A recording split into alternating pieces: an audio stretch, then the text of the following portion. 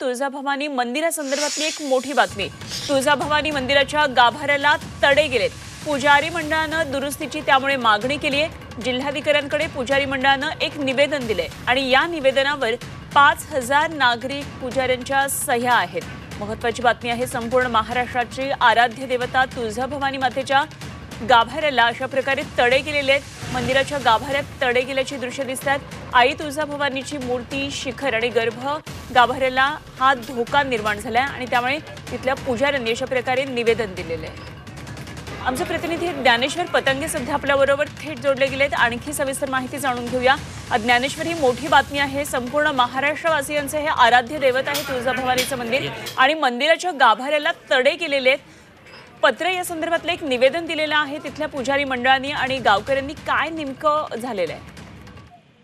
अनुपमा, सध्या आई तुळजाभवानीच्या मंदिराचं जीर्णोद्धाराचं काम सुरू आहे। पुरातत्व विभाग हे सगळं काम करत आहे आणि हे काम करत असताना एक धक्कादायक बाब त्यांच्या निदर्शनास आली। ती म्हणजे तुळजाभवानी आई तुळजाभवानीचा जो गाभारा आहे त्या गाभाऱ्याचे ज्या कोनशिला आहेत, 4 कोनशिला आहेत, त्या 4ही कोनशिलेला तडे गेल्याचं निदर्शनास आलेलं आहे आणि ह्या कोनशिला तात्काळ दुरुस्त कराव्या असं पुजारी मंडळानं निवेदन जिल्हाधिकाऱ्यांना दिलेलं आहे। यापूर्वी देखील तुळजाभवानी मंदिरातील सिंहासन गाभारा, चोपदार गाभारा आणि मंदिराच्या काही भागांना तडे गेल्याचा प्रकार समोर आला होता। पुजाऱ्यांनीच हा प्रकार खरं तर प्रशासनाच्या निदर्शनास आणून दिला होता। त्यानंतर त्याचं काम कुठंतरी सुरू झालं होतं। आता आणखी एक नवीन प्रकार खरं तर समोर आला आहे असं म्हणावे लागेल।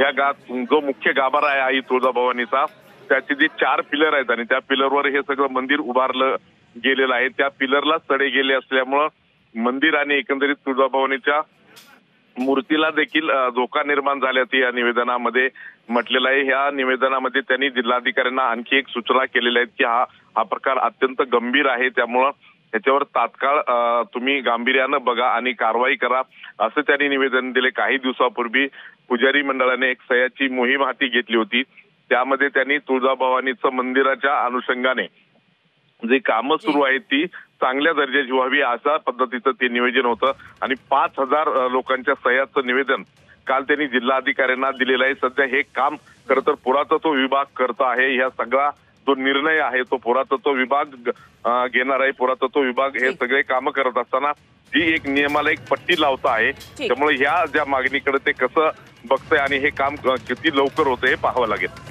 धन्यवाद दिलेल्या माहितीसाठी ज्ञानेश्वर। महत्त्वाची माहिती आमचे प्रतिनिधी ज्ञानेश्वर पतंगे यांनी दिली आहे। तुळजाभवानी मंदिरामध्ये अशा प्रकारे गाभाऱ्यामध्ये तडे गेलेले आहेत। या आधी सुद्धा मंदिरातल्या काही तड्यांबाबत माहिती पुढे आलेली होती, मात्र आता पुन्हा एकदा गाभाऱ्यामधल्या तड्यांविषयी ही माहिती तिथल्या पुजाऱ्यांनी दिलेली। आता कशा प्रकारे दखल घेतली जाते हे बघावे लागेल।